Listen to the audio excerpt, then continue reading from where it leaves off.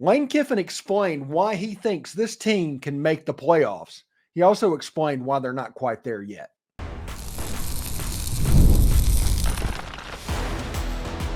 You are Locked On Ole Miss, your daily podcast on the Ole Miss Rebels. Part of the Locked On Podcast Network, your team every day.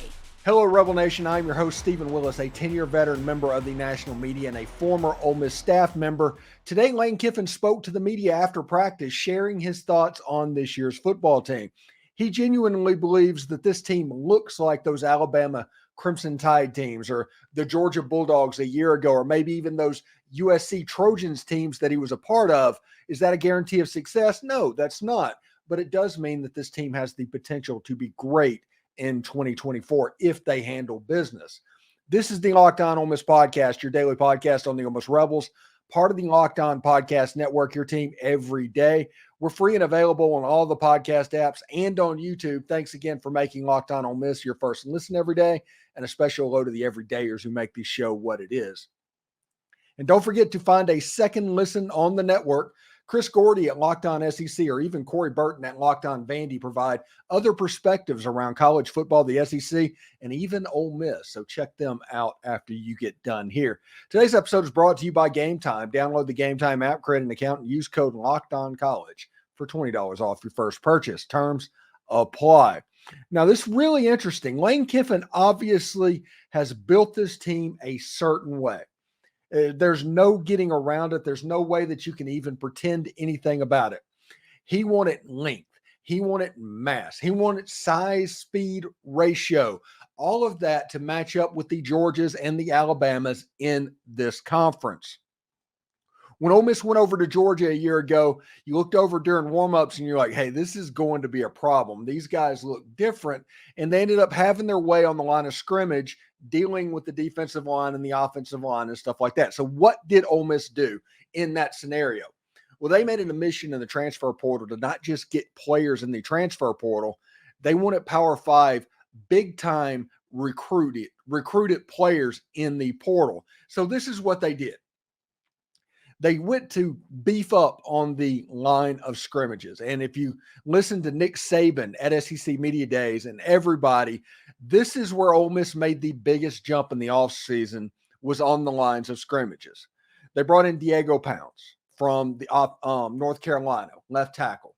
They brought in Jerquan Scott, a potentially center on this Ole Miss team. They brought in the two players from Washington, and Nate Kalepo and Julius Buelow. They returned a whole lot of stuff with the exception of Victor Kern coming back. Ole Miss is legitimately about 10 deep of people that played considerable amounts of football on their offensive line. It is going to be about fall camp to find the right five and then where they need to fit along the way. On the defensive line, they brought in Walter Nolan, the transfer out of Texas A&M. A year ago, 37 tackles, 8.5 tackles for loss, 4 sacks. This was in about 9 games, I believe, as well. You brought in Princely Umanmielen from the Florida Gators. 39 tackles, 11.5 tackles for loss, 7 sacks. Might be the best pass rusher on the field no matter who he's playing against. He is that good. And he's one of the better players that was in the transfer portal. After he kind of dinged up his shoulder and they needed to work on him, and we'll talk about that in the second segment a little bit, Ole Miss went out and got another defensive lineman for a little bit of insurance. They picked up Chris Hardy from Jacksonville State, who had 61 tackles, 16 tackles for loss, 8.5 sacks, and 4 quarterback hurries with Jacksonville State a year ago. The defensive side of the ball, they did work. They did real work on that side of the ball. And because of that, they have built up a look of this Ole Miss team to the point that Lane Kiffin is kind of happy about it. Even when you look at Chris Pupal, even when you look at TJ Daugherty, those guys, heck, look at Juice Wells at wide receiver. I was absolutely shocked. You know, the Shaquille O'Neal meme that's going around, you just want to say, it's like, I apologize, Juice Wells. I was not familiar with your game. This is a much bigger player than I thought he was. I thought he was another Jordan Watkins slot type wide receiver. now him doing those things and having that ability in the slot while being basically the support, looking like the size of DeMaurier Stringfellow, that's a little bit of a game changer. And if he plays in the slot that big, it'll be like A.J. Brown all over again. So whenever you look at this Ole Miss team warming up on the field, they're going to look a ton different. They're going to look impressive. You know, the first off of the bus thing that everybody likes to do, Ole Miss is going to look great getting off the bus this season. Now, does that translate directly to success? No, it does not. There's been a lot of great looking football teams that were not overly successful. Look at Texas 8-4 for a relevant example of that. But Ole Miss has the ability to be great because of this. And everything that is lined up is set up to where they can be successful. They just need to do it. And over the next 3 weeks, Ole Miss is going to put together a little bit of chances to be successful this season. During fall camp, it is going to be about success. It is going to be about being successful. And Lane Kiffin sees the difference between point A and point B. Now, I think Lane Kiffin's team in 2011 or something like that was number 1 in the country or something like that when he was at USC. That was back when USC still was getting a ton of the benefit of the doubt. I think that was Matt Barkley and those guys at SC.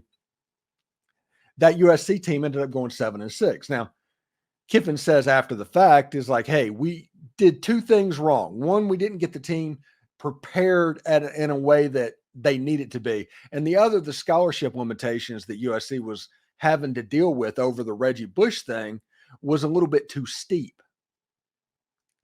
So that is why USC kind of collapsed that season.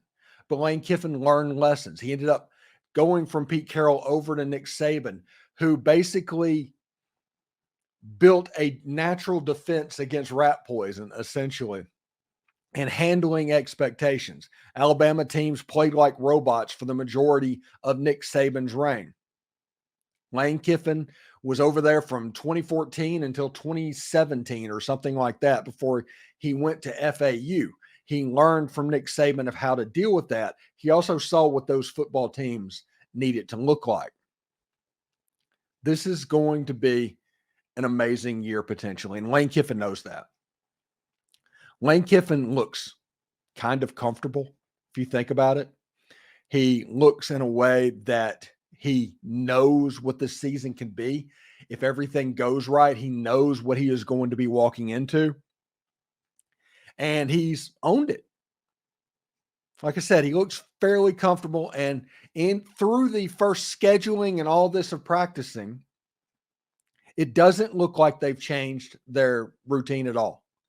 They're just kind of doing it. And that is good.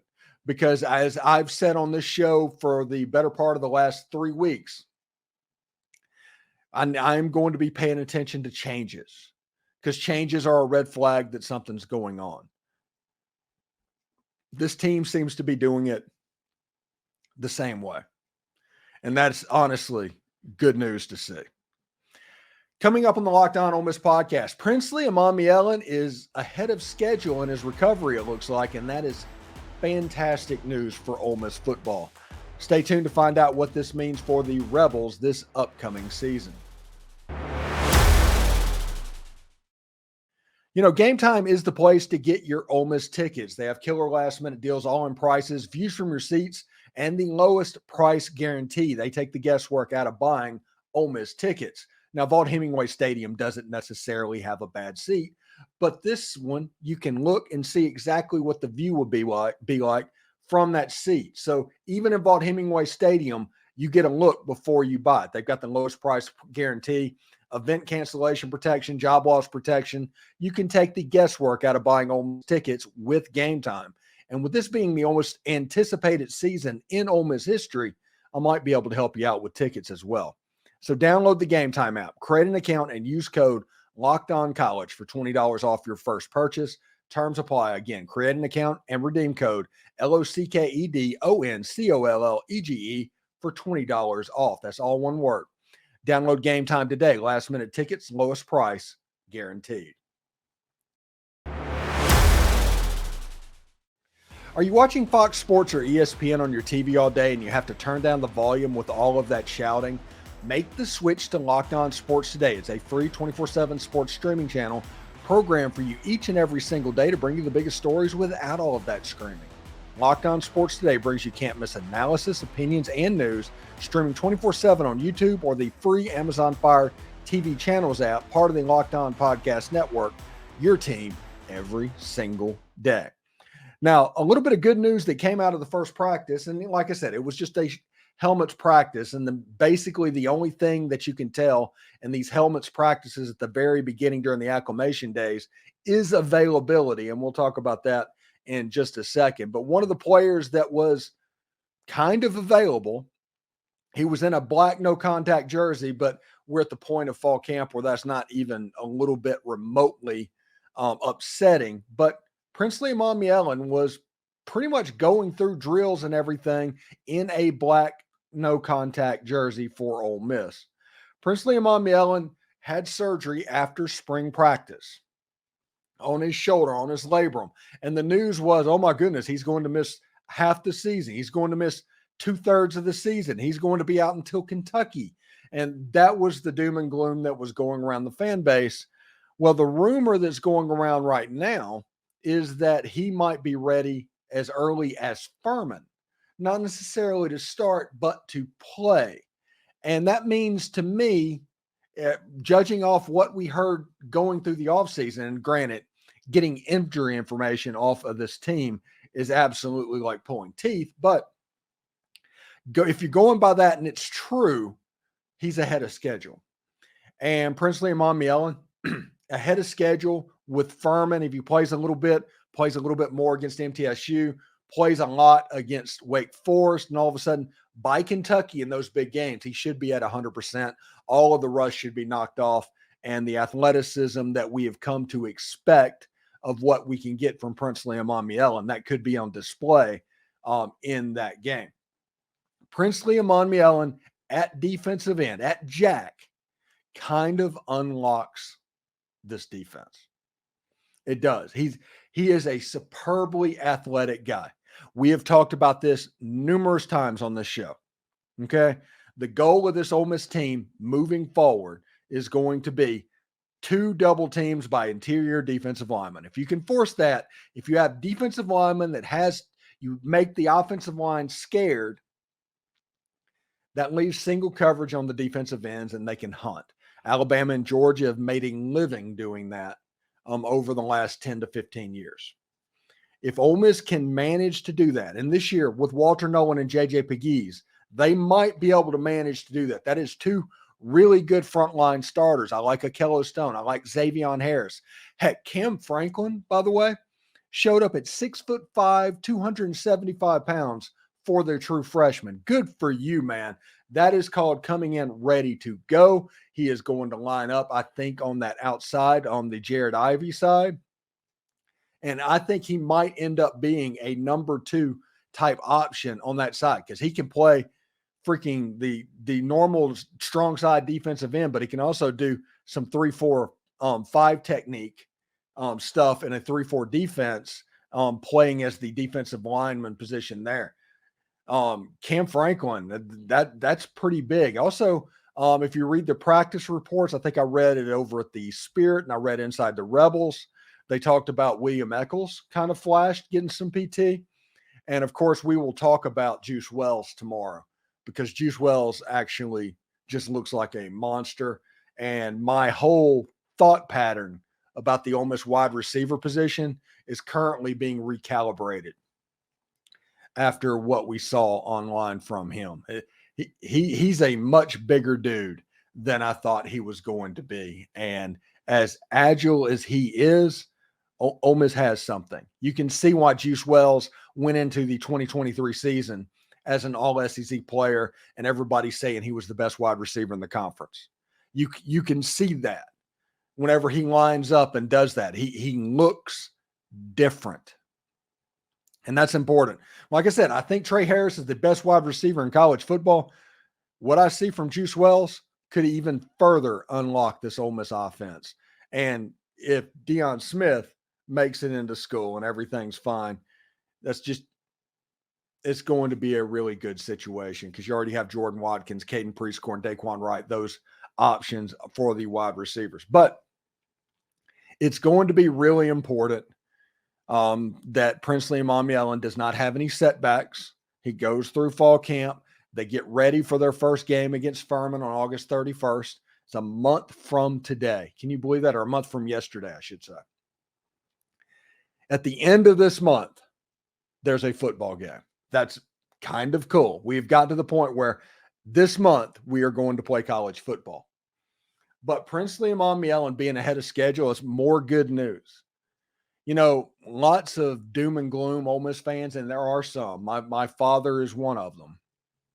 But all the doom and gloom fans, whenever something goes wrong, anything goes wrong, you automatically assume he's out for the year. He's not going to make it. He's not going to make it in school. Everybody knows those fans. Everybody gets that. It's fine. But it's nice whenever something happens and it ends up not being as bad as you thought it was going to be.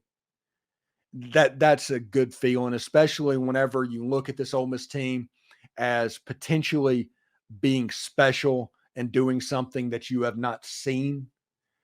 You like to see that, hey, maybe some stuff is kind of going our way. That is pretty cool indeed. So we'll see about that as well. Coming up next on Locked On Ole Miss, we dive into the most important ability on the field, availability. Stay tuned to learn why being there is half the battle. Passion, drive, and patience, the formula for winning championships, is also what keeps your ride or die alive. eBay Motors has everything you need to maintain your vehicle and level it up to peak performance. Superchargers, roof racks, exhaust kits, LED headlights, and more. Whether you're into speed, power, or style, eBay Motors has got you covered. And with over 122 million parts, for your number one ride or die, you'll always find exactly what you're looking for. And with eBay's Guaranteed Fit, your part is guaranteed to fit your ride every time or your money back. Because with eBay Motors, you're burning rubber, not cash. With all the parts you need at the prices you want, it's easy to make your car the MVP and bring home huge wins. Keep your ride or die alive at ebaymotors.com. Eligible items only. Exclusions apply. eBay's Guaranteed Fit is only available to U.S. customers. Locked On has launched the first ever national sports 24/7 streaming channel on YouTube, and now it's also available on the Amazon Fire TV and the free Fire TV Channels app.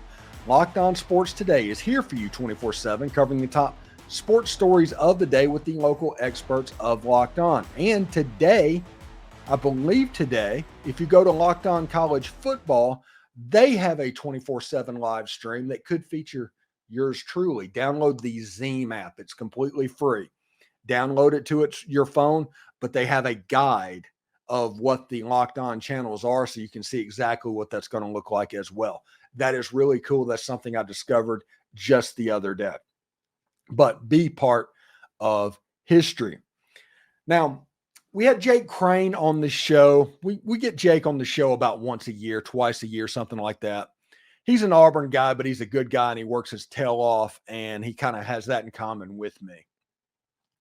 And he's doing very well. Crane and Company is fantastic. They're going to do tour stops this year, the whole 9 yards and stuff like that. But Jake Crane's, one of his number one sayings is the number one ability is availability. And he's right. He's absolutely right. If you've been on any athletic field, you hear that. And it's all people talking about why they can't practice. Well, if you can't practice, you can't play in the games. Number one ability is the availability, yada, yada, yada.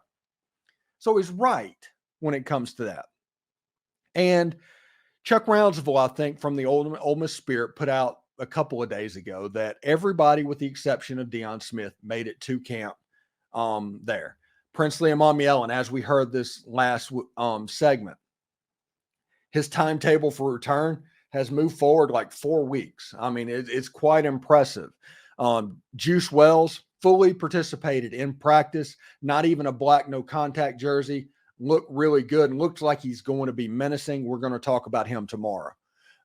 So stay tuned for that. But Deion Smith is the one that is not there. Deion is the number one player in junior college. He was a transfer originally from the LSU Tigers. He is somebody that when he left LSU, I think he left LSU with a 0.0. When he left East Mississippi Community College, once they took him in, he left with a 0.0. And because of that, Deion Smith has been digging out of it ever since. And the reputation and everything was basically put together because of that. Now, the reality is that Deion Smith has graduated from Holmes County Community College, but he's working to get his GPA up to a level that he needs to get. I realized that situation. Whenever I graduated high school, the next semester, I went to Hines Community College.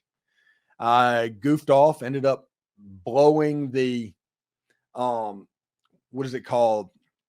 The absence record, basically. I never went to class. I didn't do anything. I just goofed off the whole time.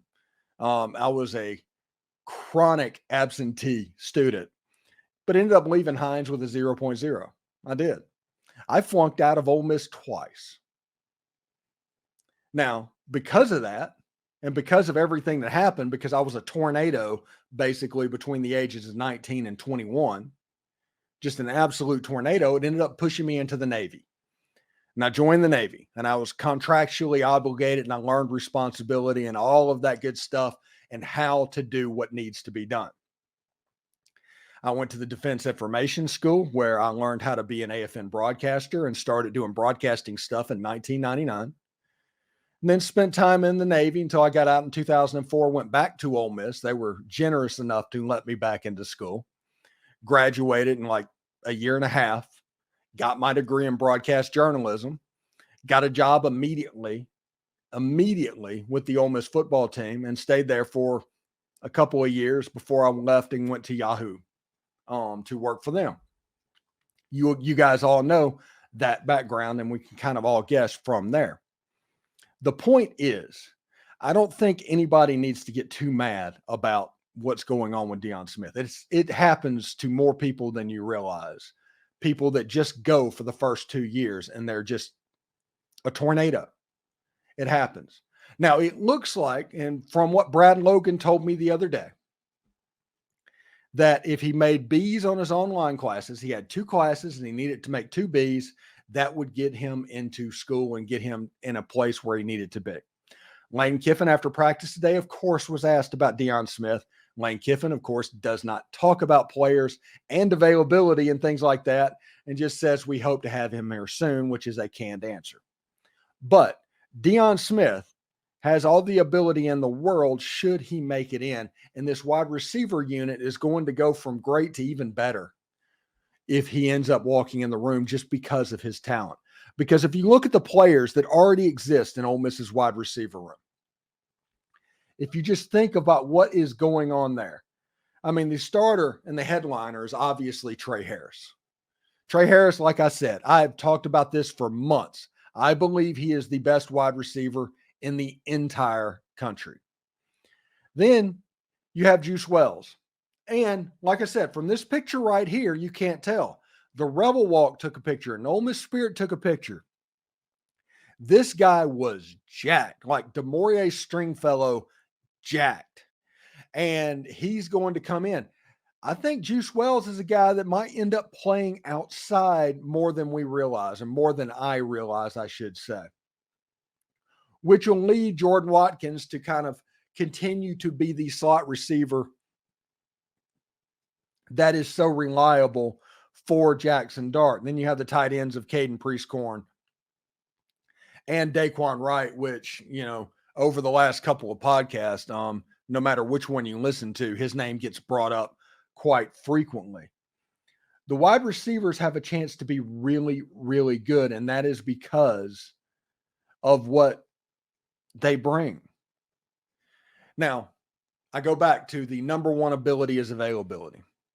Does Ole Miss need Deion Smith? No, they do not. This is a situation where Deion Smith needs Ole Miss. So he needs those 2 B's to get into class, get enrolled in school, and start practicing. he has the athletic ability to where he's not going to need more than 10 practices to figure out what's going on. They're going to figure out a way to get a guy this good catches and a package on the field. So don't let everybody freak you out there. Deion Smith is going to be fine. He is a super talented player, and they're going to figure out a way to make it work. We just need it to happen. And the way that you are going to be able to tell that it happens, like I said earlier in the week, is by looking at the Ole Miss roster at the number 6 line and wait and see if his name comes up on there, or seeing him at practice. Those are kind of your two options at this point. But starting August 1st, at any point, he could show up, he could not show up. We do know that Lane Kiffin is likely not going to talk about it. And that's fine. Nobody needs Lane Kiffin necessarily to talk about that. But those are two avenues to see what's going on. The number one ability, though, is availability. And Ole Miss's wide receiver unit with Juice Wells, with Jordan Watkins, with Trey Harris, Aiden Williams, Caden Lee, those guys have a chance to be even better with the addition of Deion Smith. And the offense has a chance to be even better. Receiver's not a hard position to play. It's not, especially if you played receiver a lot over your life. It doesn't change that much. You're just learning verbiage and terminology and things like that. If you've done it once, you can do it all. But we will see if it actually does, in fact, happen. Anyway, thanks again for making the Locked On Ole Miss podcast your first listen. We have the most perspective surrounding Ole Miss sports, and it's the many reasons why we are the number one Ole Miss podcast, and thank you for your support on that. Thanks for making Locked On Ole Miss your first listen of the day. For your second listen, enjoy Locked On College Football. They got a brand new live stream there today. Spencer McLaughlin gets you ready for an exciting season on the gridiron with discussion of the upcoming season and the ever-changing landscape of college athletics, including conference realignment, transfer portal, NIL, new expanded playoffs, and even more. Locked On College Football is available on YouTube and wherever you get your podcasts. It's part of the Locked On Podcast Network, your team every day. And now you can become a Locked On Ole Miss insider, and what is sure to be the best way to follow Ole Miss sports, and certainly the easiest. It is a texting program where you ask to be notified about anything relevant in Ole Miss sports. And you can get this without having to deal with all those message board trolls. The best part is it comes with a 14-day free trial. Going to add perks as it grows. And right now, if you use promo code Fall Camp, you get it for about $1 a month for the first 3 months. That is pretty cool. So the link is down in the description, and it should be a lot of fun as we continue to grow this Locked On Ole Miss brand. For those of you on YouTube, though, we are going to send you to Locked On Sports Today right now. Howdy toddy, everyone.